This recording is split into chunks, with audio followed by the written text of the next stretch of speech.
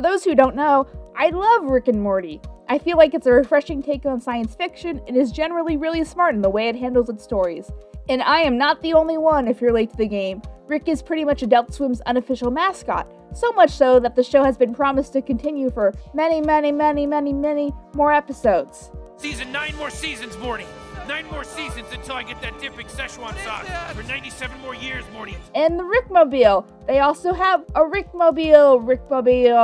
It's weird when normal people are just as excited about cartoons as the nerds. You might ask why this is, if you're sitting there yelling at your computer, and if so, you might need professional help. But there are a lot of reasons Rick and Morty is appealing beyond its general frat boy kind of vibe. It's interesting mostly because its formula tries to break down classic sitcom tropes, for example. Instead of a character causing a problem, or making a stupid mistake, and spending the rest of the episode learning from that mistake, it's usually the characters around Rick taking advantage of his intelligence and inventions, and Rick having to work together with the other character or characters to fix the problem.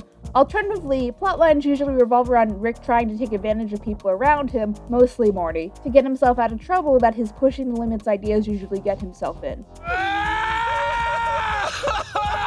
As a population, we are watching a lot more television than we have historically, so we might notice the more simplified tropes more often. So having a refreshing take on just about anything is going to stand out to the populace. Rick and Morty offers a refreshing take of the sitcom while still being a sitcom technically, so I think that's why people are drawn to it, plus the nerd stuff. That part there, that's just a joke. It's a spoof of the Born-Oppenheimer approximation. That said, some fans can get a little weird in general, or have a general sense of elitism when watching the show, which should be a video in its own right, mostly in how much the show is a subversive sense of tropes, and how someone who watches a lot of media would only be able to pick up on that, aka nerds, and me. Frowny face. Before we get into the actual episode and why it's kind of let's break down how series co-creator Dan Harmon's writing structure works. Why this is important is because we can study how he balances the show's serialization elements while also being light and somewhat episodic enough to entice those who want to watch it casually. So Harmon's famous story circle is in play here, and it basically consists of taking a character from point A to point B.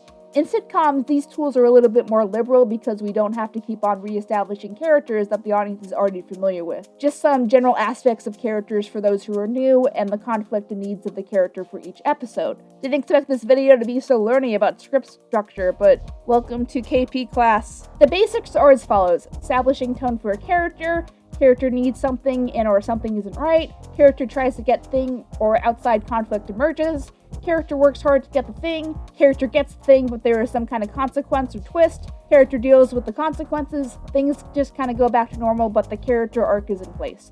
Alright then, it was good meeting ya. Sorry for the whole full-scale invasion thing. With Rick and Morty, because it's a series, the story circle is still present, but because character development has to go at a slower pace in a series, so the characters still have continued growth throughout said series, which is especially tricky if you don't know how many episodes your show is going to run for. No money means no animation. The story circle is in every episode of Rick and Morty, but it might be a little harder to pick up because of the less drastic actions that happen if we were going to compare this, say, to a movie or something. Contrast this to a wholly episodic show like SpongeBob or something, which is funny and engaging if you spend time watching it, but unless you're making an active effort, you probably stop keeping up with it because these characters didn't grow in an arc sense.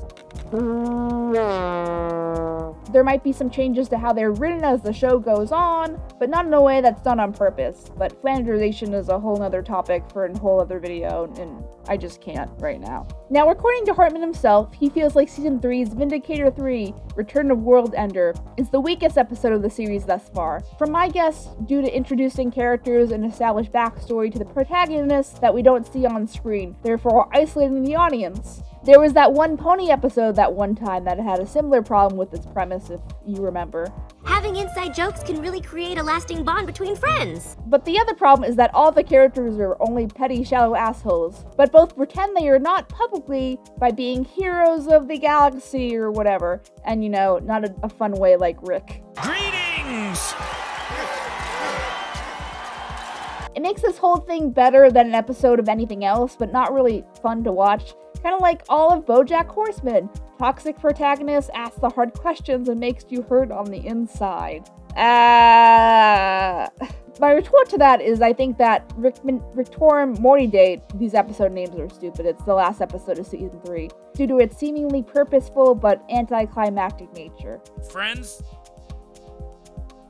But more importantly, it lacks a satisfying conclusion. I mean, it does conclude, but kind of in a weird, bittersweet way, only because we like Rick so much. More on that later. From the get-go, it's a one-episode season ending where a lot of plot happens, which already sets it up for being kind of a weak episode in nature. You suck! You suck! You can't really do too much satisfying development with an episode that long. So President Goliath here, I'm not going to stop with those jokes, by the way, needs help from Rick and Morty. But after a little while, Rick and Morty are tired of dealing with it, especially since the president doesn't really treat him well after. This just sucks. He treats us like Ghostbusters. Just give the boy his fucking selfie. For those who remember, his character is introduced way in season 1, but this is only the second time he's coming back. He just kind of expects Rick and Morty to help out in exchange for American capitalism or something. Failure to answer is a felony offense? Play it cool. I don't know. In hindsight, developing his character is kind of interesting. An insecure president, who would imagine? After they basically double dare the president just to try something, this whole episode ends up building to a dick measuring contest. Apparently you have a need to swing your dick around? Which is fine, but kind of defeats the point of a season finale, I feel. Plus, Keith David's asshole character is not really fun to watch. Oh, hello, Rick. You're here too. I guess this is a global crisis. Oh, God. Basically, the structure is Keith David tries to antagonize Rick and Morty retort, back and forth, until like 2/3 of the episode. It's a lot of filler between Rick and the president just fighting and just measuring their dicks. Jesus, he's not a fucking god. You don't know what I am. You don't know what I can do. Meanwhile, Beth might be a clone.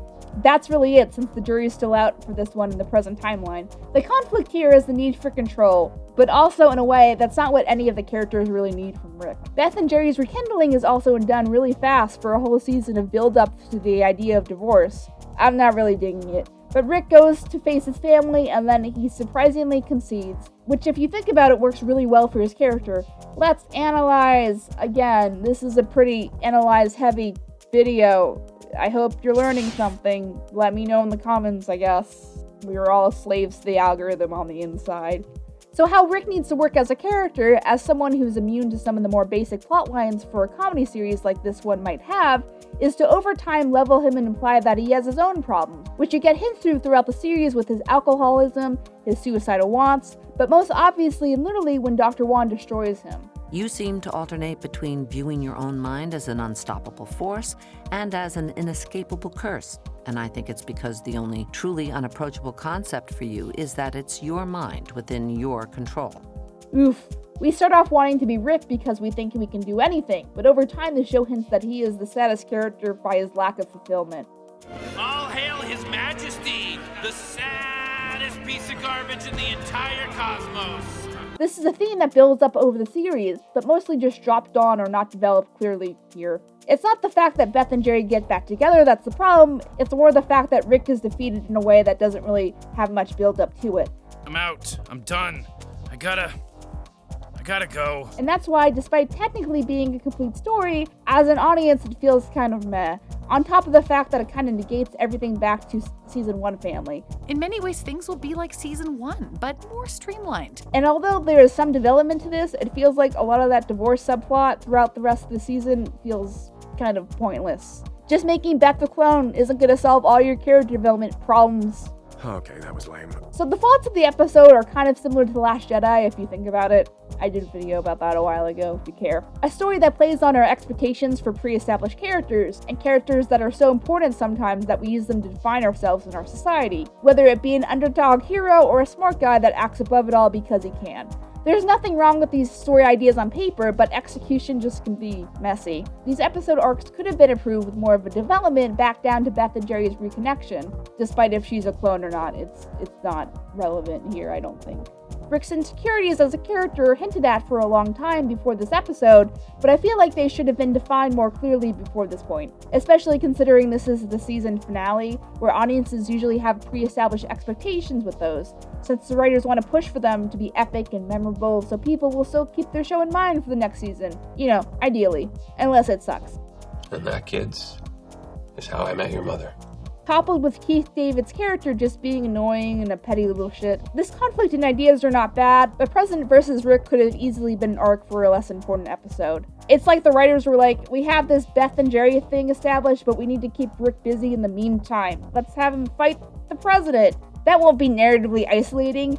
What are you talking about? Remember, all these points are super subjective, as with all writing, but I feel like having these elements both build up and separated throughout most of the season would have made this final more satisfying. But I don't know, that's just me. You know, I'm weird. It might not bother a lot of people, so I don't know, it's kind of subjective. So what's your favorite episode? Have you enjoyed Rick and Morty so far? I won't know until you tell me in the comments, I guess.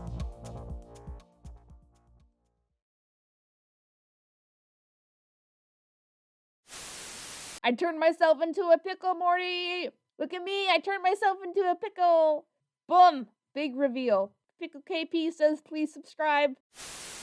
She wanted me to destroy humanity. I think I'll start with you. Go ahead. Without me, you'd still be gathering moss.